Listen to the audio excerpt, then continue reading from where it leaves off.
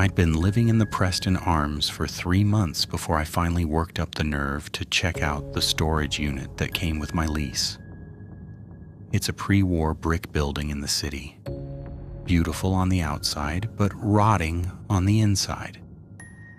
It was the only thing I could afford. I headed down, and I found the door for Unit 13B tucked behind a massive rusting furnace. It was a heavy gray door with 13B scrawled on it in fading Sharpie. I turned the key, expecting a cramped, dusty closet. But when the door swung open, the air that hit my face was warm and stagnant. It felt like breathing through a wet towel. I stepped inside and my boots didn't hit concrete. They sank into damp, mustard yellow carpet. My flashlight beam cut through a thick, hazy gloom. This wasn't simply a storage room. I was in a room that looked like a deserted office from the 90s. Curiously, I started walking, trying to make sense of this room and its utility. Against the far wall sat a metal filing cabinet, rusted shut and leaning at an angle. I tugged at the top drawer, the screech of metal on metal echoing through the endless rooms like a scream. Inside weren't blueprints or tax forms. It was a stack of manila folders, damp and curling at the edges. I pulled one out and flipped it open. My heart skipped a beat. I saw a photocopy of a birth certificate. I wiped the dust off the page and felt the blood drain from my face. The name, it was mine. Every letter, every middle initial. The date, April 18th. The time, 10:21 a.m. But there was one glaring, impossible glitch. The year was 1946. It was exactly 50 years before I was born.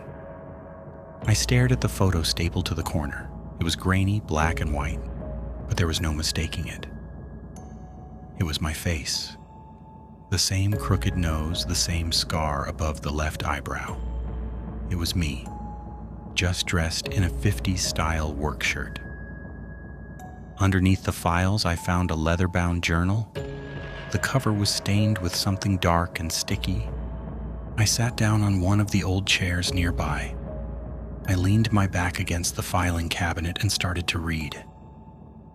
The handwriting was identical to mine. The way I loop my Y's, the way I crowd my margins. The early entries were clinical. This other me hadn't been trapped. Just like me, he'd found the door in the basement. He spent months going in and out, documenting the liminal geometry of the place. Then the entries started getting uncanny. October 12th. I wrote about this room yesterday. I remember the details I'd written. The room had a white wallpaper with bits of yellow designs. But I just checked the previous page and the ink says blue design. I didn't write blue design. I remember writing and seeing yellow, but today it is indeed blue. It makes me question my sanity. The room is changing itself, along with the contents of my journal while I'm not here. A few pages later, the handwriting became jagged, frantic. The lights don't just hum anymore, they're speaking. I found a note in my own kitchen this morning that said, "Your home isn't here." I recognized the handwriting instantly. It was mine. But I haven't been home in 2 days. Or have I? I have been going in and out of the back rooms now, reading page after page about the findings, the experiments he did, and how the place seemed to understand what he did. Today, as I flipped through the final pages, the entries stopped being about research and started being about necessity. The man in the journal wasn't scared anymore, he was obsessed. He wrote about how the real world felt fake, too thin, too loud, too bright. He started staying in for hours, then days. He'd go back to my apartment just to grab supplies, but he hated it. He hated the sun. He felt like the building was calling him back. The last page was the calmest I'd seen. Smooth, elegant, and chillingly certain. December 3rd, 1976. I've spent my whole life feeling like a ghost in my own skin. Out there, nothing ever truly fits. I thought I was exploring a glitch, but I was wrong. This isn't a mistake in the building. It's the original design. The world outside is just a messy, distorted projection. But here, the geometry is pure. I'm not trapped in 13B. I've finally stepped behind the curtain. I'm not leaving because there's nothing left to go back to. The door has disappeared, but only when I finally found my place. I looked up from the journal and the fear just evaporated. It was replaced by this heavy, peaceful weight. I looked at the wallpaper. Earlier, it looked sickly. Now it looked honest.